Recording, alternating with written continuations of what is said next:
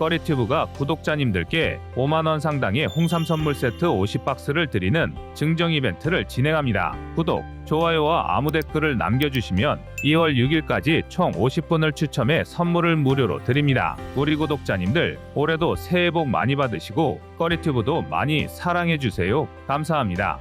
이번에도 인도의 선택은 K9 자주포였습니다. 작년 역대급 수출 성과에 이어 올해 새로운 출발을 준비하던 한국 방산에 또 한 번의 놀라운 소식이 전해진 것인데요. 반면 인도와 국경선을 두고 영토 분쟁 중인 파키스탄과 중국은 낙담을 넘어 큰 충격을 받은 모습입니다. 최근 인도 현지 언론의 보도에 따르면 인도 국방부가 자국의회에 새로운 경전차 개발 예산을 요구했으며 이미 한국의 K9 자주포를 기반으로 한 경전차를 테스트할 예정이라고 합니다. 이러한 내용이 사실이라면 K방산이 또 하나의 역사를 쓰게 되는 것인데요. 이미 300문의 K9을 운용 중인 인도가 왜 계속 K9을 선택할 수밖에 없었을까요? 여기엔 성능은 물론 경쟁 모델이 따라올 수 없는 K9만의 신뢰성이 바탕이 되었습니다. 그래서 준비했습니다. 오늘은 인도가 K9에 집착할 수밖에 없는 이유와 K9의 새로운 바리에이션 경전차 조라와르 프로젝트에 대해 자세히 알아보겠습니다.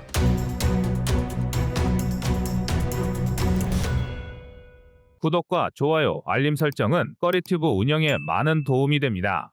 라다크 지역은 중국과 인도의 첫 번째 영토 분쟁이 일어났던 지역으로 최근에도 끊임없이 크고 작은 유혈 사태가 발생하고 있습니다. 1959년을 시작으로 같은 해 10월에도 2차 충돌이 있었는데요. 이후 인도는 50개의 국경 초소를 설치하고 중국의 협상을 제의했지만 중국은 60년이 지난 지금까지 이 제의를 거부하고 있습니다. 그리고 실제로 무력을 앞세워 진격한 일도 빈번했습니다. 심지어 영토 분쟁 초기엔 중국이 인도군 3,000명의 사망자 피해를 내고 철수한 사례도 있었죠. 그리고 가장 최근인 2020년 6월 히말라야 국경지대 가란 계곡에서는 중국 군인들이 쇠못을 두른 파이프를 휘둘러 인도군 20명을 죽이기도 했습니다. 그래서 인도군은 고산지대이자 중국과의 영토 분쟁을 겪고 있는 고고도 지역인 라다크를 위해 하나에어로스페이스의 K9 자주포를 기반으로 경전차 개발 프로젝트 조라와르를 개시했습니다. 조라와르라는 프로젝트명 자체가 19세기 초 중국의 지배에서 라다크를 되찾은 라다크의 정복자 조라와르 싱장군의 이름에서 따온 것은 그만큼 이 지역에 대한 인도의 애착을 엿볼 수 있습니다. 현지 발표에 의하면 조라와르는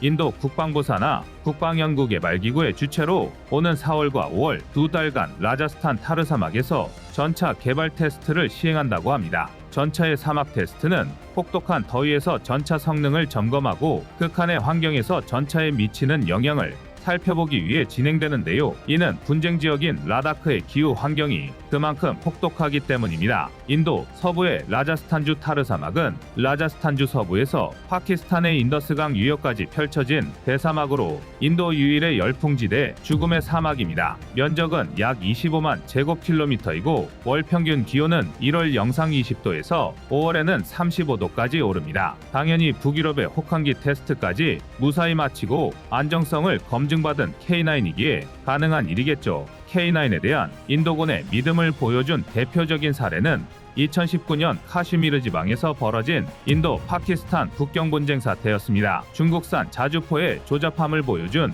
대표적인 실전 사례로 꼽히기도 하는데요. 파키스탄군이 보유한 중국산 자주포는 압도적인 수적 우위를 점하고 있었음에도 인도군의 한국산 K9 자주포에 초토화돼 이를 목격한 파키스탄 군부가 중국산 방산품을 손절하는 분위기가 지금까지 이어지고 있습니다. 이렇게 파키스탄이 파괴된 중국산 자주포의 고철값을 계산하는 동안 한국과 중국의 자주포 대리전 결과를 보고받은 인도 국방부 장관이 한국 방산 제품 쇼핑을 위해 방한한 일화는 K9에 대한 인도군의 신뢰를 증명하는 대표적인 실제 사례였습니다. 사실 인도는 지난 2000년 중국군이 인도 영토를 침입하고 이 지역이 분쟁 지역화되자 354대의 경전차를 개발하기로 결정했는데요. 354대 중 59대는 국방연구개발기구가 신규 개발할 25톤 미만급 신형 고화력 경전차를 위해 배정됐고 나머지 295대는 라센 투브로사로부터 조달할 것으로 알려졌는데요. 그동안 인도 국방부와 국방연구 개발기구 간 협의가 난항을 거듭했기 때문입니다. 그러나 이렇게 지연되던 경전차 산업도 중국이라는 발등에 불이 떨어지자 다시 속도가 붙었는데요. 인도군은 라다크 지역에 대한 중국의 침략을 대비하여 이 지역에 이미 상당한 군사력을 배치한 상황이었지만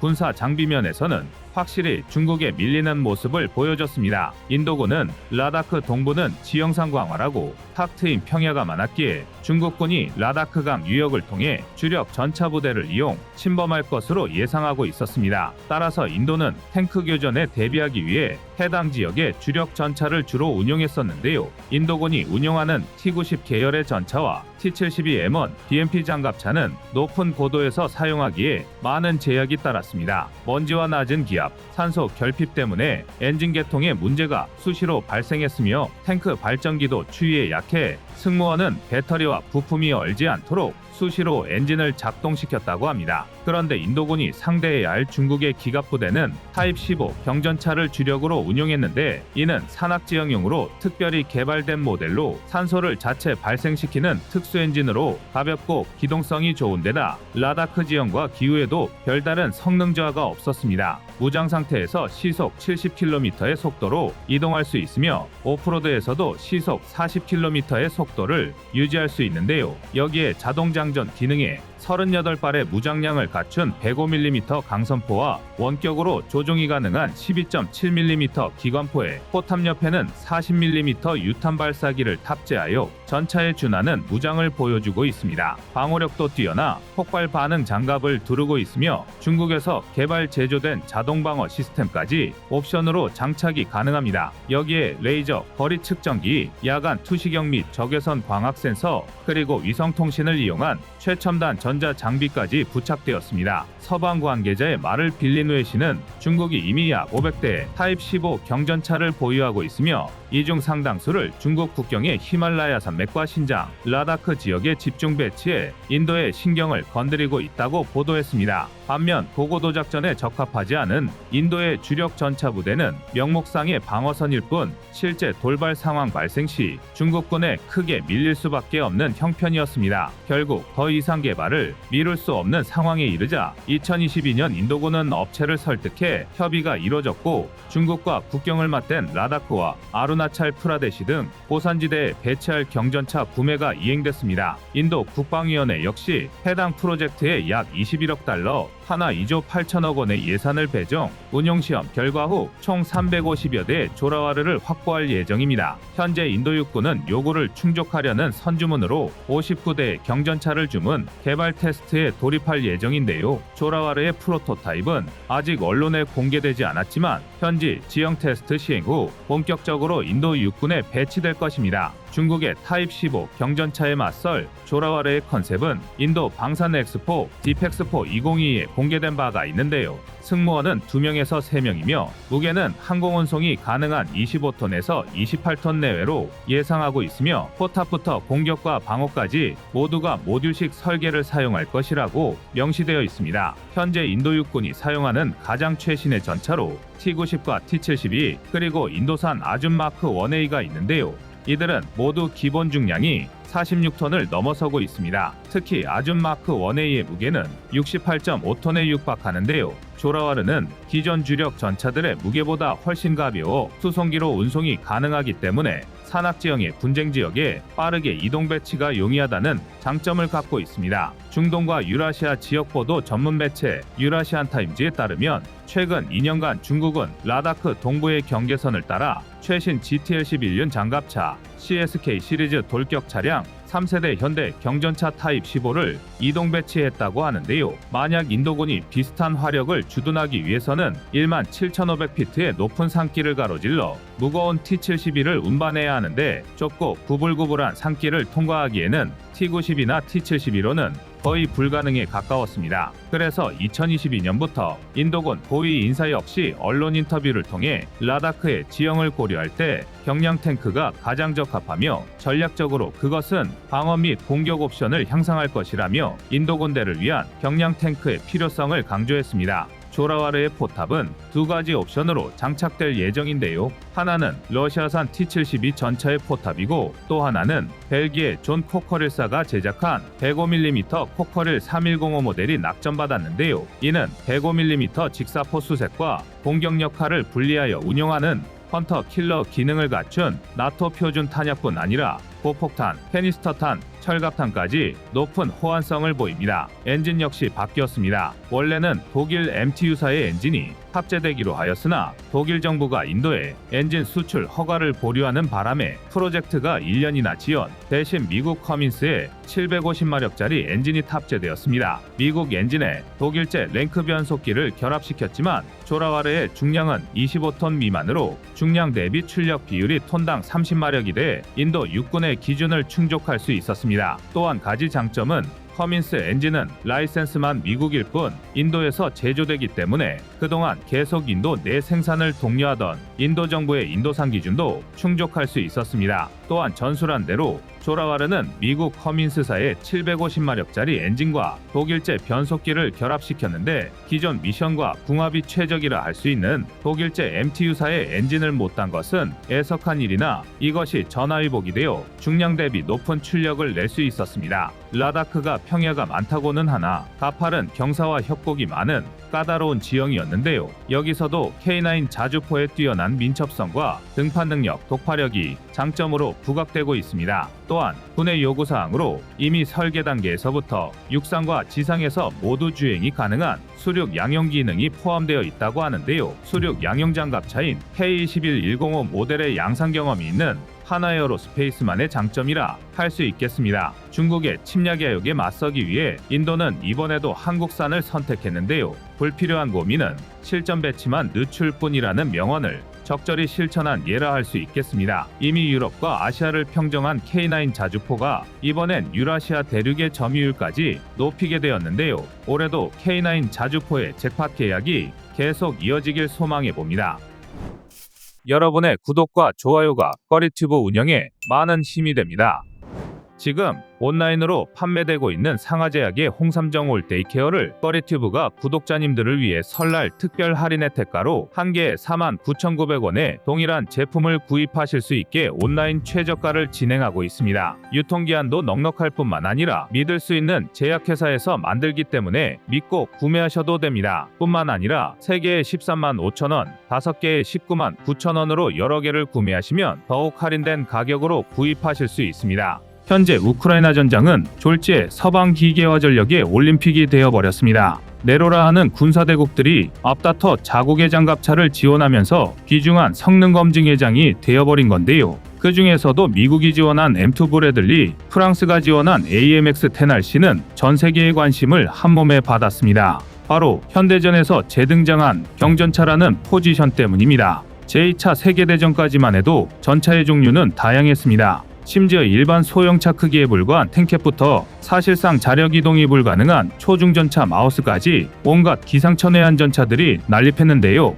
그러나 현대에 들어서 이 모든 전차는 메인 배틀 탱크, 통칭 주력 전차로 통합되어 버렸습니다. 어느 한 분야에 특화된 전차가 아닌 강력한 장갑, 높은 화력, 빠른 기동성을 모두 갖추고 있으면서도 공중 수송이 가능한 경량화를 유지하는 게 여러모로 효율이 높았기 때문입니다. 이는 현대의 전투기가 대부분 멀티롤 임무를 수행할 수 있는 것과 비슷한데요. 이 과정에서 한때 역사의 뒤안길로 사라질 뻔했던 게 경전차입니다. 이름 그대로 가벼운 전차를 의미하는 경전차는 주력 전차에서 확보하기 어려운 빠른 이동 속도로 설계되었는데요. 그렇다 보니 태생적으로 비교적 크기가 작고 장갑이 가벼울 수밖에 없었고 생존력이 약해 주력 전차와의 대결에서 효과적으로 작전을 수행하기 어려웠습니다. 이에 경전차는 주로 정찰 목적으로 사용되다 점차 사라지게 되었던 건데요. 그런데 최근 다시 군사 분야에서 경전차가 주목받기 시작했습니다. 세계 4위의 군사 강국으로 평가받는 인도에서 중국과의 영토 분쟁에 대응하기 위해 경전차를 대량으로 도입하고자 하면서 상당한 소요 물량이 발생했기 때문인데요.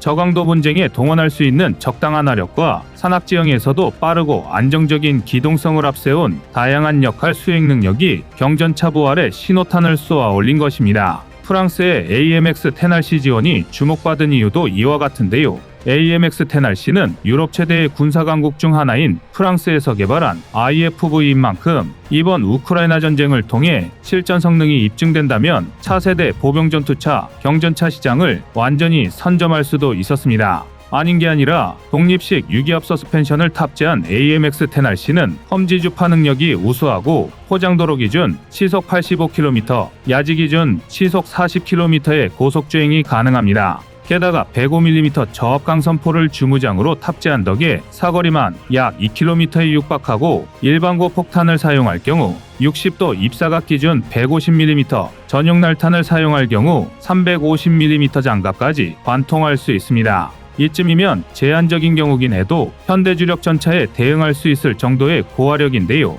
오죽하면 프랑스 내에서 차륜형 구축전차라는 별명으로 불릴 지경입니다. 방어력 또한 굉장히 우수해서 전면 23mm, 전방위 14.5mm의 철갑탄을 방어할 수 있는 것으로 알려져 있는데요. 심지어 세파르 장갑 탑재 시 무게가 15.8톤에서 22톤으로 늘어나긴 하지만 지뢰나 IED까지 방어할 수 있는 것으로 알려져 있었습니다. 일단 스펙상으로만 보면 경전차의 모든 요구 조건을 충족하고 있는 셈인데요. 실제로 프랑스가 AMX-10RC 지원을 결정하자 우크라이나는 올렉시 레즈니코프 국방부 장관이 직접 AMX-10RC를 운전하는 영상을 공개하는 등 기쁨을 감추지 못했습니다. 스펙상으로만 보면 AMX-10RC는 다목적으로 활용할 수 있는 차량으로 정찰부터 기동화력 지원, 지휘, 통신 등 다양한 임무에 적합합니다. 절대적인 장비의 숫자가 부족한 우크라이나 입장에서 이런 다목적성은 대단히 중요한데요. 그러나 이 기쁨이 절망으로 바뀌기에는 그리 오랜 시간이 걸리지 않았습니다.